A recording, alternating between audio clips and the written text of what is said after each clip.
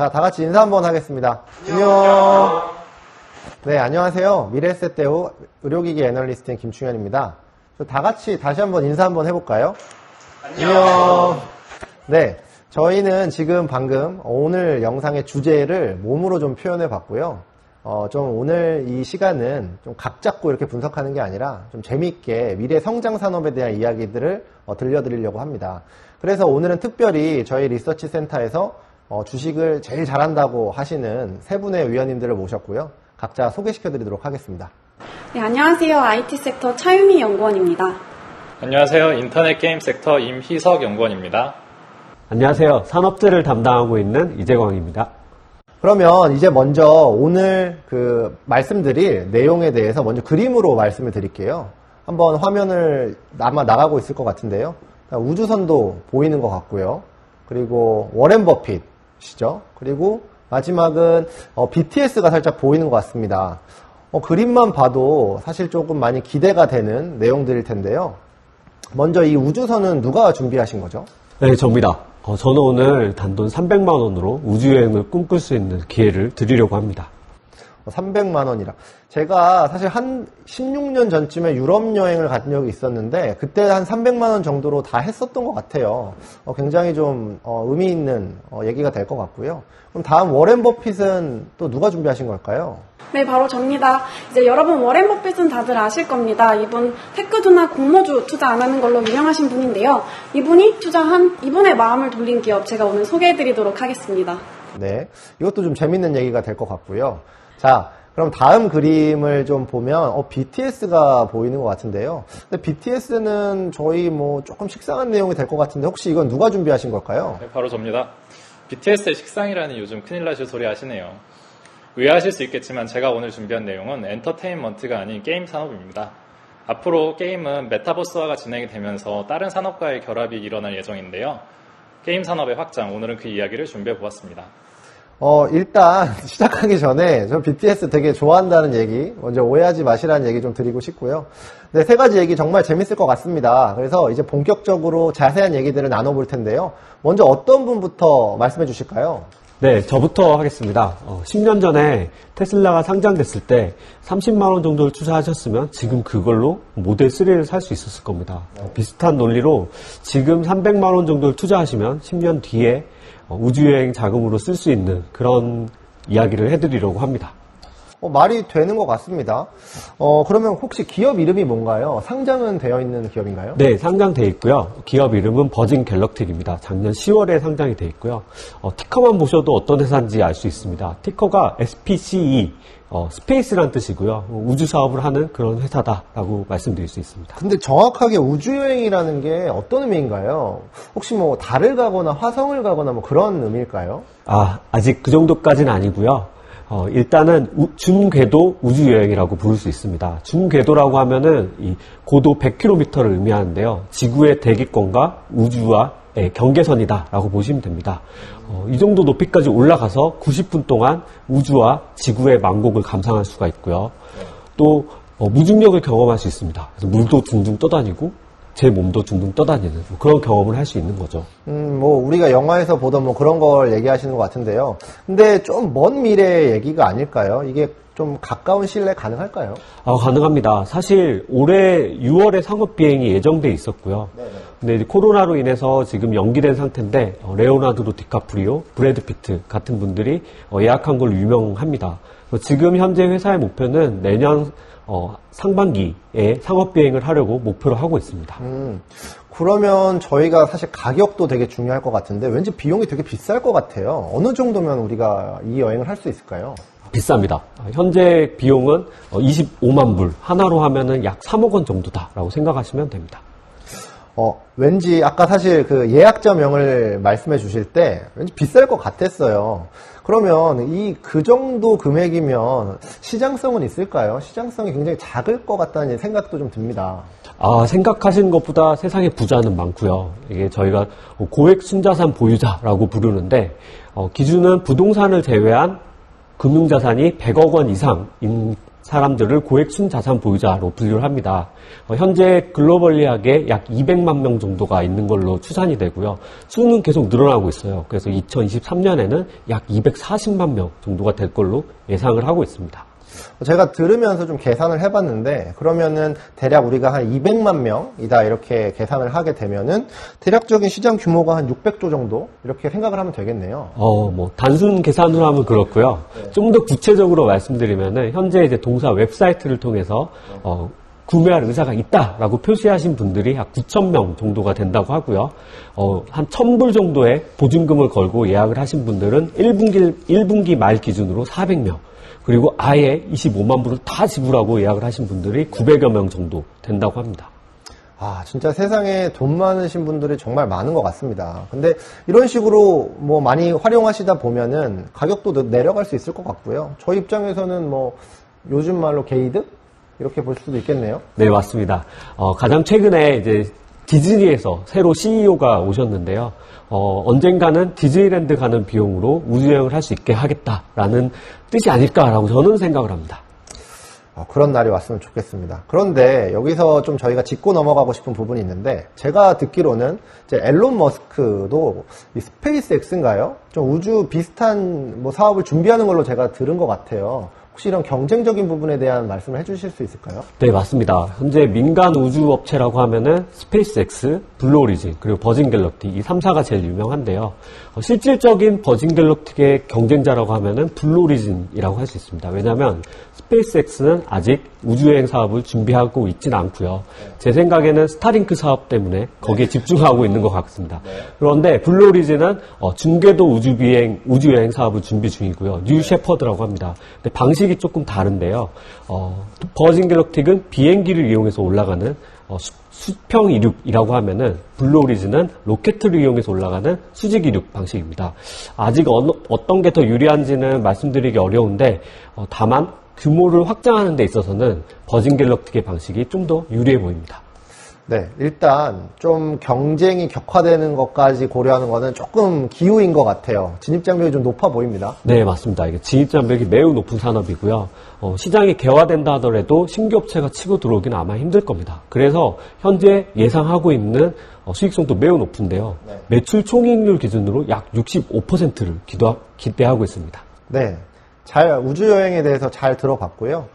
그런데 저희가 우주여행 처음부터 너무 센 걸 얘기한 것 같습니다. 다음 분이 조금 긴장이 되실 것 같은데요. 다음 분은 누가 얘기해 주실까요? 네, 다음 차례 제가 준비해보았습니다. 우주여행 저도 아주 재밌게 들었는데요. 근데 저는 우주여행보다 조금 더 안전하고 솔깃한 이야기 준비해보았습니다. 코카콜라 좋아하시는 워렌 버핏이 투자한 기술주이자 60년 만에 공모주입니다. 약 7.5억 달러의 이례적인 투자가 이루어진 기업이라면 우주여행에 한번 도전해 볼 만하지 않을까요? 일단 여기서 좀 이해를 돕기 위해서 말씀을 드리면, 이 공모주라고 하는 게 이제 막 상장한 기업들, 투자한 그런 거 얘기하시는 거 맞는 거죠? 네, 맞습니다. 네. 근데 버핏이 기술주, 그것도 이런 공모주에 투자를 했다는 건 굉장히 좀 의미가 있어 보입니다. 네, 버핏뿐만 아니라 세일즈포스 역시 이 회사와 전략적 파트너십을 맺고 이 파트너십을 강화하기 위해 2.5억 달러 이 회사의 주식을 매입하였습니다. 아마 아시는 분들은 다들 아실 종목일 텐데요. 제가 오늘 소개해드릴 종목 스노우플레이크입니다. 사실 저는 이 회사 몰랐어요. 저는 오늘 처음 들어봤고요. 네, 그러면 도대체 이 회사 어떤 회사길래 이런 엄청난 분들이 투자를 했는지 한번 좀 자세히 말씀을 해주시죠. 네, 이제 데이터를 인터넷에 저장하는 사업을 클라우드 사업이라고 합니다. 다들 아마존이나 구글 클라우드 서비스 한 번씩 이용해 보셨을 텐데요. 이 회사는 여기서 더 나아가 이 클라우드에 데이터를 저장하고 관리하는 창고 역할을 해주는 업체입니다. 무슨 말인지 잘 모르겠는데 좀 천천히 다시 얘기해 주실 수 있으실까요? 네, 그러면 이제 회사 이름을 보시면 좋을 것 같아요. 이제 스노우플레이크, 한국말로 눈송이라는 뜻입니다. 네, 즉 고객이 수집한 데이터가 여기서 눈송이가 되는 거고요. 이제 실례가 되지 않는다면 이제 선임님 그 군인 시절 한번 생각해 보실 수 있으실까요? 네, 군인이요. 네. 그때 이제 눈이 내리면 눈이 바닥에 쌓이잖아요. 이처럼 네. 시간이 지날수록 데이터가 눈처럼 클라우드 서버에 쌓이게 됩니다. 그러면 이제 이 스노우플레이크라는 업체가 이 쌓인 데이터들을 이용해서 분석하고 고객의 입맛에 맞게 이런 분석한 데이터를 제공하는 그런 서비스를 제공하고 있습니다. 군대 얘기를 들으니까 확 와닿는 것 같습니다. 테크 회사는 아무래도 처음에는 조금 어려울 수 있는데요. 한번 개념만 잡으시면 굉장히 쉽게 이해할 수 있습니다. 앞으로 저희 세상의 모든 상품과 이제 산업은 인터넷과 결합이 되지 않고서는 성장할 수 없을 것으로 보입니다. 이제 선생님이 매일 쓰시는 스마트폰, 뭐 냉장고, 뭐 자동차 이런 것들을 통해서 이제 데이터들이 매일 생산되고 많은 기업들이 이 생산된 데이터를 가지고 클라우드를 활용해서 관리하는 그런 능력을 더 많이 요구하고 있습니다. 이렇게 클라우드 환경의 데이터가 쌓이게 되면은 자연스럽게 데이터 분석 시장이 성장할 수밖에 없는 것이죠. 그렇죠. 지금 생각해보면은 저희가 이렇게 촬영을 하고 있는 이 행위도 데이터를 만들어내는 행위라고 볼 수 있겠고요. 네, 데이터 시장은 결국에 성장성은 뭐 어마어마하겠네요. 네, 맞습니다. 시장 조사 기관에 따르면 이 클라우드 시장은 22년이면 40조 원까지 성장할 것으로 예상됩니다. 그리고 이제 스노우플레이크가 서비스하고 있는 데이터 분석 시장 같은 경우에도요. 지금은 2조 원이 채 되지 않는데 10년 후에는 26조 원 수준까지 성장할 것으로 예상됩니다. 이는 연평균 이제 30% 정도 되는 수치입니다. 시장은 뭐 어마어마하게 크네요. 근데 저는 사실 스노우플레이크는 처음 들어봤는데 뭐 아마존이나 마이크로소프트는 뭐 다들 익숙하실 것 같아요. 근데 그런 업체들은 이 시장에 뛰어들 가능성이 높지 않을까요? 이제 할 수 있는 거랑 잘 할 수 있는 거랑은 다르니까요. 이제 스노우플레이크 경쟁력 크게 두 가지입니다. 첫 번째가 제로 카피 클론이라는 기술인데요. 저는 제로 카피 클론이요? 네, 제로 카피 클론. 저는 이걸 영혼 복제 기술이라고 합니다. 네, 영혼 복사요? 네. 이제 저라는 사람을 데이터라고 가정을 하게 되면요. 다른 경쟁사의 경우에는 이제 저라는 데이터를 복사하기 위해서 제 몸무게만큼의 메모리 용량을 추가로 필요로 하게 됩니다. 그 반면 스노우플레이크는 제 영혼만 빼내는 기술만으로도 충분히 저를 복제할 수 있기 때문에 이런 추가 메모리 용량이 필요 없게 된다는 장점이 있습니다. 그러니까 지금 이 말을 조금 쉽게 얘기해 보면은 영혼은 뭐 무게가 거의 없으니까 추가가 돼도 추가되는 용량이 더 없다. 뭐 이렇게 해석을 하면 될까요? 네, 맞습니다. 이 기술을 통해서 데이터가 이중으로 복사되는 것을 방지할 수 있고요. 또 데이터 속도 처리가 빠르게 된다는 그런 장점을 가지고 있습니다. 그리고 두 번째 기술이 이제 마이크로 파티셔닝이라는 기술입니다. 마이크로 파티셔닝 기술이요? 네, 이제 고객이 업로드한 데이터를 오른쪽과 같이 작게 나누어서 정리하고 분석하는 기술입니다. 이제 딱 보셔도 한눈에 보셨을 때도 오른쪽이 더 한눈에 들어오는 거 보이시죠? 네. 이처럼 이제 저희가 보기에는 별거 아닌 것 같지만 이 기술이 굉장한 기술이거든요. 그렇군요. 확실히 워렌 버핏이 60년 만에 공모주를 투자할 만한 회사라는 느낌이 좀 드는 것 같습니다. 네, 앞으로 데이터는 더욱 돈이 될 것입니다.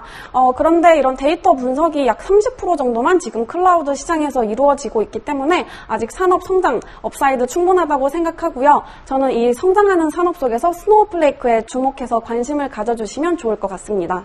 네, 워렌 버핏을 60년 만에 바꾸게 만든 회사 스노우플레이크, 눈송이죠. 네, 기억하면 좋을 것 같습니다. 네, 여기까지 우주여행과 그리고 워렌 버핏 이야기가 나왔어요. 좀 굉장히 강한 센 게 두 개가 나왔는데 좀 다음에 하시려니까 지금 긴장이 좀 많이 되실 것 같습니다. 긴장이요? 전혀요. 제가 두 분보다는 좀 더 주식을 잘하는 걸로 알고 있는데요.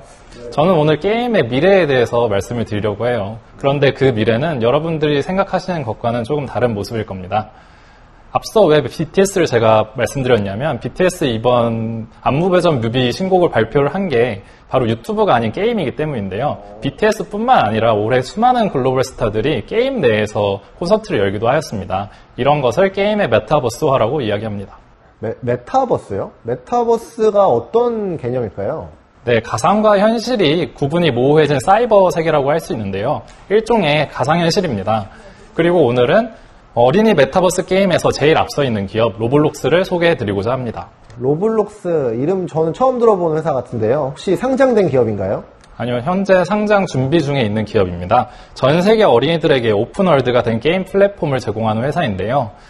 어린이들이 단순히 게임을 즐기는 것을 넘어 함께 제작하고 공유하는 플랫폼입니다. 미국에서는 이미 국민 어린이 게임으로 자리 잡아 미국 초등생의 3명 중에 2명, 한국의 경우에도 3명 중에 1명 이상이 즐길 정도로 인기 있는 게임입니다. 로블록스는 어린이들에게 이미 메타버스 세계가 되어가고 있는 것이죠.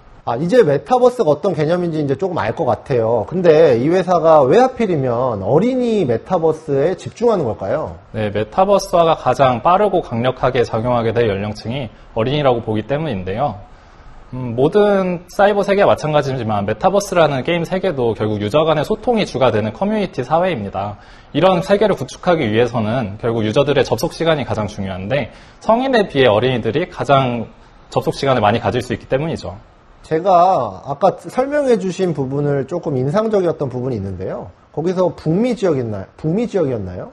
3명 중에 2명이 쓰고 있다고 말씀을 해주셨는데, 그러면 이제 할 만한 친구들은 다 하고 있다는 얘기가 아닐까요?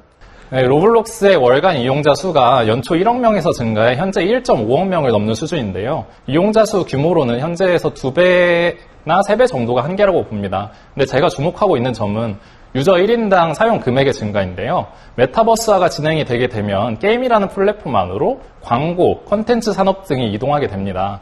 현재 160조 원에 이르는 게임 산업으로 440조 원에 이르는 콘텐츠 산업과 500조 원에 이르는 광고 시장의 상당 부분이 이동하게 되는 것이죠. 네, 그러면 이게 저희 통신에서 아루프라는 개념을 좀 갖고 오면 쉬울 것 같아요. 그러니까 1인당 이용 금액이라고 하는데 그럼 그게 늘어날 수 있다. 저는 이렇게 해석이 되는데요. 그러면 그런 부분들이 어디까지 좀 수치로 좀 얘기해 주시면 더 이해가 쉬우실 것 같아요. 네, 로블록스의 월간 매출액이 현재 1,200억 원 수준으로 유저 1인당 월간 매출액이 800원 수준입니다. 800원이죠? 네, 800원이요. 1인당 800원이라고. 예. 네, 다른 소셜이나 컨텐츠 플랫폼들의 월간 매출액을 살펴보면 페이스북이 1인당 3,000원, 스포티파이가 5,000원, 넷플릭스가 10,000원, 11,000원 수준입니다. 메타버스화로 게임 내에서 이러한 기능들이 모두 가능해지는 것을 고려하면 현재의 10배 수준이 넘는 10,000원 이상도 전혀 무리가 아닌 것이죠. 요거는 좀 저희가 이해하기 쉬울 것 같아요. 그러면 이제 조금 방향을 바꿔서 그러면 경쟁력에 대해서 좀 알아보면 좋을 것 같은데요. 그럼 여기도 당연히 경쟁사들이 있을 텐데 그럼 경쟁사들 대비해서 압도적으로 갖고 있는 강점 이런 게 뭐가 있을까요? 네, 바로 자체 생태계를 갖춘 유일한 어린이 게임 플랫폼이라는 점인데요. 모든 플랫폼이 마찬가지겠지만 게임 플랫폼은 특히나 더 이용자 수가 일정 규모 이상이 되었을 때 매출이 규모 있게 나타나고 콘텐츠의 질이 향상되는 선순환 구조가 나타납니다. 그러니까 일종의 규모의 경제가 나타난다. 이렇게 이해를 하면 될까요? 네, 바로 그렇죠. 로블록스는 이러한 규모의 경제를 일으키기 위해 현재까지 14년이라는 시간이 흘렀습니다. 이제는 200만 명 이상의 개발자와 5천만 개 이상의 게임을 보유하게 되었죠. 성인 쪽으로는 스팀이나 에픽게임즈 등이 존재하지만 어린이 게임 플랫폼으로는 로블록스가 유일합니다. 그런데 이게 게임이잖아요. 어린이 게임이고. 그러면 부모님들이 좀 싫어할 것 같아요. 못하게 할 것 같기도 한데 이런 부분은 리스크로 작용하지 않을까요? 네, 로블록스 성공의 가장 큰 요인은 사실 부모님들이 선호하는 어린이 게임이라는 점에 있는데요. 일단 아이들이 마음 놓고 즐길 수 있을 정도로 비폭력적이기도 하지만 게임을 함께 제작하고 공유한다는 측면에서 코딩의 조기 교육도 되기 때문이죠. 이거는 우리나라 부모님들은 좀 좋아하실 것 같아요. 네, 게임의 메타버스, 로블록스 이것도 되게 재밌게 잘 들었습니다. 이상으로 저희가 준비했던 3가지 투자 아이디어에 대해서 들어봤고요. 역시 그 미래에셋 대우에서 가장 주식을 잘하신다는 3분답게 정말 재밌는 얘기 들어주신 것 같아요. 특히 저는 이 3가지 종목은 다 처음 들어봤거든요. 그래서 정말 이런 세상도 있구나 하는 생각이 듭니다. 그래서 저희가 오늘 정리하는 그런 의미에서 각자 준비한 내용을 5글자로 한번 줄여볼게요. 가능하시겠어요? 그러면 재강위원님부터 말씀해 주실까요? 네. 우주선 타자. 말 되네요. 다음은 유미위원님 말씀해 주시죠. 네, 제 5글자는요. 눈이 돈이다. 네, 눈이 돈이다. 네, 말이 됩니다. 다음 마지막으로 저희 이미석 위원님. 놀면서 벌자. 네, 코딩도 할 수 있고 또 그렇다고 아까 배웠었죠. 네, 사실 이 5글자 질문은 제가 좀 즉흥적으로 드린 거예요. 근데 역시 이분들이 센스가 되게 좋은 것 같습니다. 되게 잘 들었고요. 그런데 제가 여기서 드리고 싶은 말씀은 오늘 저희가 좀 재미를 좀 추구하는 관점에서 좀 성장성에 집중을 해서 말씀드린 부분이 없지 않아요. 그런데 이제 모든 투자는 리스크가 동반된다는 점 꼭 기억하시면 좋을 것 같고요. 자세한 내용은 저희가 보고서로도 작성을 했기 때문에 자세한 내용은 거기서 더 보시면 좋을 것 같습니다. 네, 이상으로 저희가 준비했던 내용들 이제 다 말씀을 드렸고 마지막으로 다 같이 인사하면서 마무리 짓도록 하겠습니다. 자, 인사! 안녕!